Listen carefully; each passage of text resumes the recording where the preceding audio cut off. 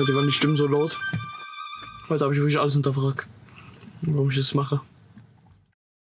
Si on parle de sports individuels les plus pratiqués en France, la course à pied est alors loin devant, à la première place. Partout dans le monde, ils sont des millions à enfiler leur basket chaque semaine. Et pour certains, c'est un véritable défi physique que chacun s'impose en fonction de son propre niveau. Car oui, le top 50% des coureurs peuvent réaliser un 10 km en 1 heure, le top 10% peuvent courir un semi-marathon en 1h30, le top 1% un marathon en 2h50 seulement, et le top 0,1% peuvent réussir l'exploit d'enchaîner 3 marathons en 3 jours, malgré les contre-coups que cela peut représenter pour l'organisme. Mais alors, qu'en est-il de ceux qui arrivent à courir 72 marathons en 43 jours? My name is Arda Cyborg Sachi, and I run the full length of Japan.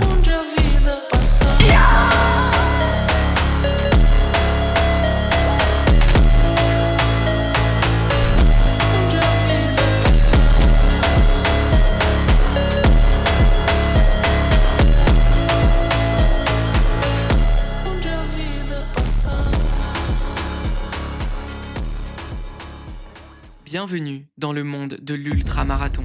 Définie par le fait de courir plus loin qu'un marathon classique, elle est la forme la plus extrême de la course à pied et du sport d'endurance en général.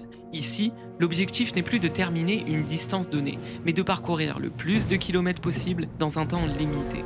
Et surtout, en mettant à l'agonie l'élément le plus vital, votre force mentale. Au fil des décennies, certains athlètes ont profondément marqué l'histoire de l'ultramarathon par des performances qui restent encore aujourd'hui difficilement explicables sur le plan physiologique. Parmi eux, Yanis Kouros, souvent considéré comme la référence absolue de la discipline.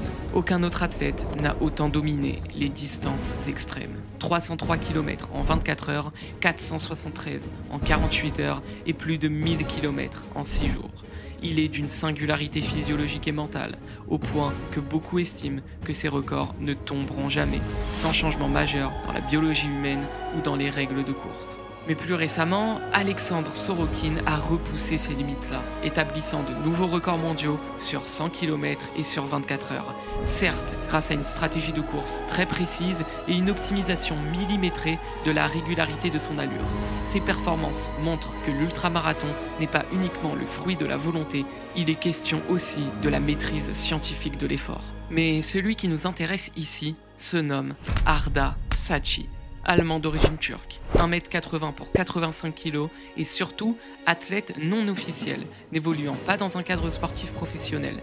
Il ne fait pas partie d'un circuit de compétition officiel et ne poursuit même pas une carrière d'athlète au sens institutionnel. Et ça, c'est une nuance qui a son importance. Car oui, c'est surtout un créateur de contenu qui s'est fait connaître principalement grâce à ses réseaux, où il partage des entraînements et des défis physiques extrêmes, mêlant calisthénie, course à pied et efforts prolongés, réalisés dans des conditions démesurées. Son image repose sur une discipline quotidienne très stricte et sur la mise en avant de la résistance mentale, autant que de la performance physique. Un élément central de son contenu, les Cyborg Seasons, qui consiste à diviser son année en périodes bien définies, chacune correspondant à un objectif physique précis. Chaque saison impose des règles strictes, un volume d'entraînement élevé et une discipline quotidienne quasi non négociable. L'idée n'est pas seulement de s'entraîner, mais de vivre selon un protocole inflexible, où le confort est volontairement réduit. On a eu par exemple le Cyborg Seasons 2024, qui l'a propulsé sur le devant de la scène internationale. Le concept reliait Berlin à New York à pied, environ 3200 km au total, avec une moyenne de 50 km par jour. Absolument sidérant. Mais c'est le Cyborg Seasons 2025 qui redéfinira l'histoire de l'ultramarathon. Car oui, ici, l'objectif sera de courir toute la longueur du Japon, du nord au sud, 3028 km, avec une moyenne de 70,8 km par jour, soit l'équivalent de 72 marathons en 43 jours. Passer de 50 à 70 km est un changement d'univers. À 70 km par jour, on entre alors dans la zone des records du monde. Dans les faits, pour tous les coureurs d'élite, la barre des 50 km par jour représente le seuil critique du métabolisme de base. Des études sur l'endurance extrême démontrent que le corps humain possède un plafond énergétique situé aux alentours de 2,5 fois le taux métabolique de repos. C'est donc à ce rythme de 50 km quotidien que l'organisme parvient de justesse à compenser la dépense calorique par l'ingestion de nourriture et à maintenir l'homéostasie, principe de base des êtres vivants. On brûle ce que l'on consomme sans puiser de manière irréversible dans les réserves structurelles du corps. Et donc, au-delà de ces 50 km, notamment lorsqu'on atteint les 70 km par jour, on bascule dans un monde inconnu, dans un abîme métabolique. Car oui, à ce stade, le système digestif ne parvient plus à absorber l'énergie assez vite pour combler le gouffre calorique, forçant le corps à s'auto-consommer pour trouver du carburant. On entre alors dans une zone de résistance psychologique et biologique, où les règles classiques de l'entraînement ne s'appliquent plus. Un interstice où la gestion de l'inflammation systémique et la dette énergétique devient un art de survie, autant qu'une performance sportive. Mais le plus impressionnant encore, si vous n'êtes toujours pas satisfait, reste l'anomalie physique de Arda pour une telle performance, le facteur poids de corps. Car oui, c'est ici qu'Arda devient unique au monde. La quasi-totalité des athlètes capables de tenir 70 km par jour pèsent entre 55 et 65 kg.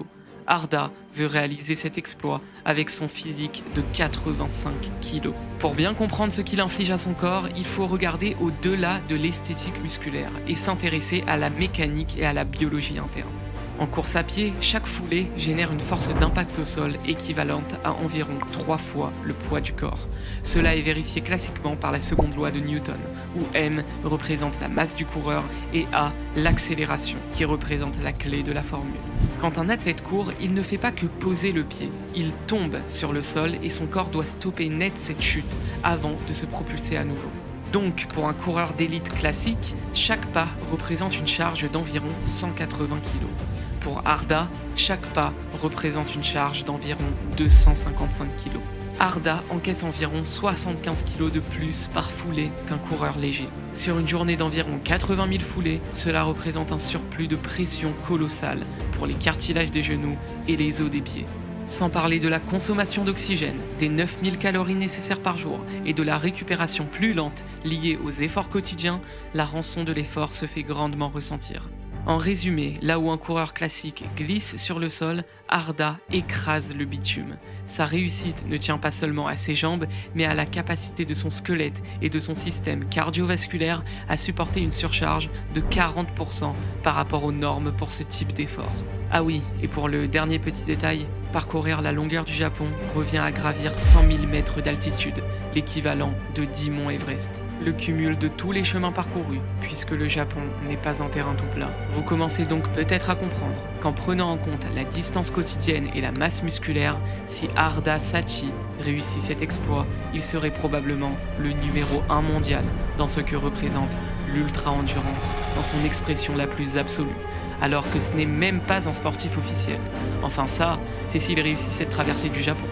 Et c'est donc le 29 avril 2025 que Arda prend son vol pour le Japon et se rend à Wakkanai, le point le plus au nord de l'archipel.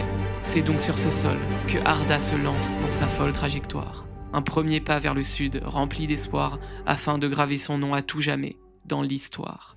20, we run Japan, day 1, let's go!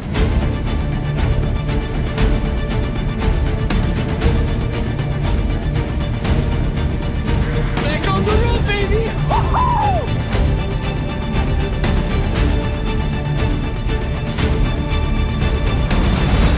Leben scheint, schwer scheint, anstrengend scheint, worauf ihr keinen Bock habt.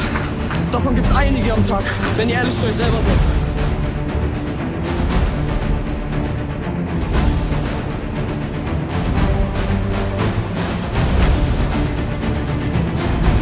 Ersten Halbmarathon geschafft.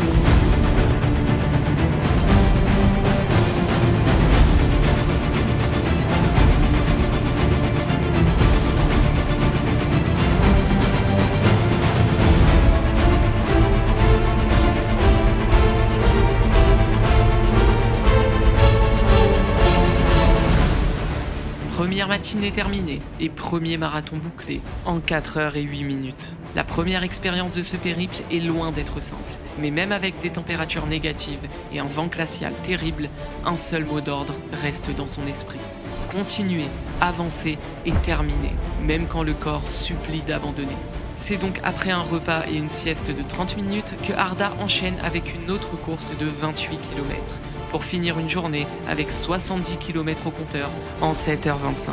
C'est donc ce même schéma qui se reproduira jour après jour, érigeant la répétition au rang d'art. Un rituel immuable où la volonté dompte le temps, transformant l'exploit physique en une véritable odyssée de l'esprit. Route starten, südlichster Punkt Japans. Let's go.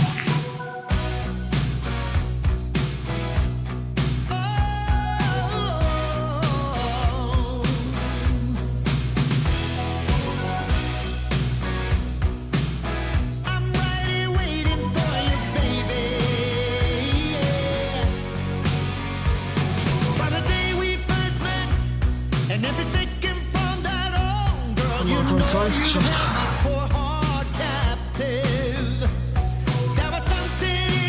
Gehen sehr viele Mineralien, Magnesium, Kalium etc. verloren. Deswegen müsst ihr da immer nachhelfen, um die Muskelfunktion zu gewährleisten. Sonst kann es ganz schnell zu Krämpfen kommen und so Downfalls. Das wollt ihr ja nicht. Ihr wollt ja versuchen, konstante Leistung zu halten.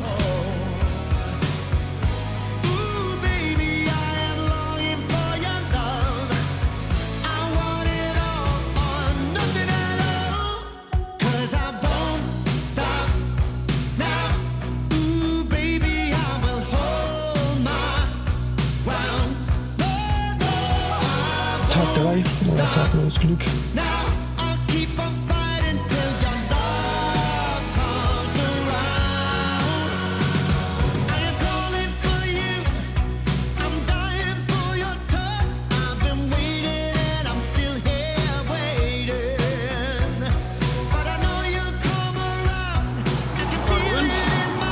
Geschafft. 70k, jetzt hab ich Bock auf Dips und Klimmzüge.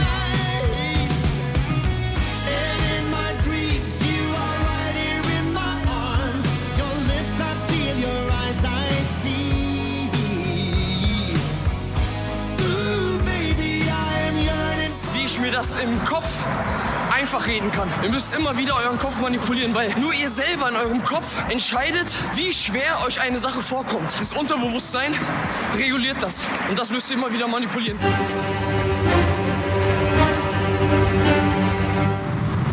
Scheiß Leute, ja.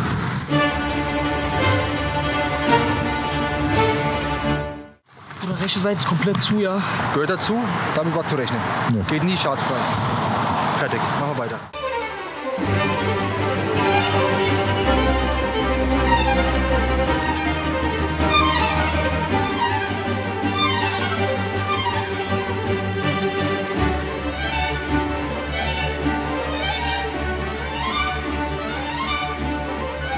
Wir kommen näher, Baby.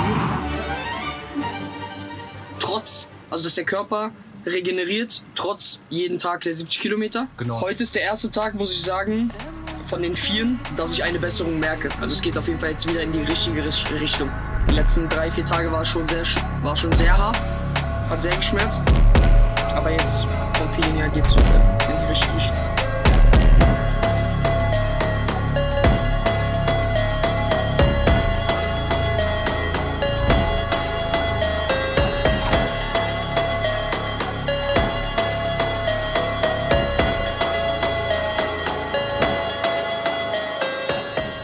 Heute waren die Stimmen so laut. Heute habe ich wirklich alles hinterfragt, warum ich das mache. Aber diese Frage stellt sich nicht.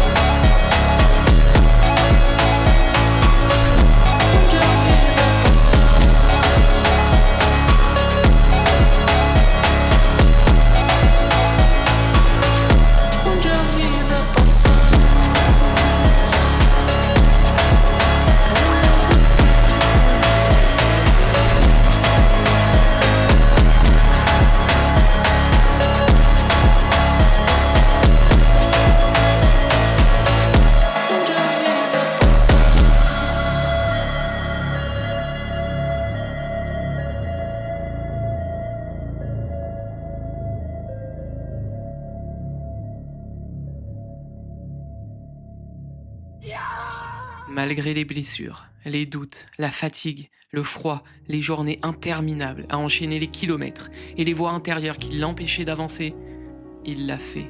Courir la longueur du Japon en seulement 43 jours. Après avoir posté son périple sur YouTube, l'impact a été immédiat et massif. Sur les réseaux sociaux, il a connu une explosion de notoriété. Ses vidéos ont dépassé largement le cercle du running pour toucher le grand public international. Ce n'était plus seulement une performance sportive, mais un phénomène viral, validé par des athlètes de haut niveau. Cette nouvelle visibilité lui a permis de transformer son exploit en un véritable mouvement. Il a consolidé sa plateforme de coaching et sa méthode de discipline, prouvant qu'il pouvait passer du statut de coureur solitaire à celui de référence mondiale de la performance mentale. Aujourd'hui, il ne se contente plus de poster ses courses. Il inspire une communauté entière à appliquer sa rigueur dans tous les domaines de la vie, prouvant que son héritage dépasse largement les kilomètres parcourus. C'est donc par cette capacité à redéfinir l'impossible qu'Arda s'élève aujourd'hui au rang de numéro 1 mondial de l'ultra-endurance, en stabilisant son effort à 70 km quotidiens, là où la science prévoit l'effondrement du métabolisme humain. Il a donné tort à la nature et personne n'a réussi à faire mieux. Quand il courait, il n'était plus en compétition avec d'autres humains, mais contre les lois de la physique humaine. Mais le véritable secret de cette performance, c'est le fait que cet homme ne soit même pas un athlète. Car oui, en vérité, c'est une personne tout à fait normale, aucune prédisposition génétique ou autre pour réussir dans le sport. Non, c'est une personne comme toi et comme moi, à la seule différence que sa grandeur réside dans son mental. Et c'est ça qui est magnifique. L'objectif de Arda derrière ce projet, c'était de nous ouvrir les yeux, de nous montrer que la seule barrière de l'homme, le seul obstacle dans sa vie, c'est lui-même et rien d'autre. Et que tout le monde, absolument tout le monde, peut marquer l'histoire. Comme il l'a fait, qu'on vienne de n'importe où, de n'importe quel milieu, qu'on soit jeune, vieux, riche, pauvre, petit ou grand, le seul paramètre déterminant sera la puissance du mental de la personne. Arda n'était personne, et il a mis une gifle à tous les athlètes professionnels de l'ultra-endurance. Pourquoi ? Parce qu'il le sait. Il sait qu'au milieu des litres de sueur, là où la douleur se fait atroce, où le corps hurle à l'agonie, au fin fond de cet enfer sur Terre, se trouve en réalité une illusion, lorsque le mental nous permet de le percevoir.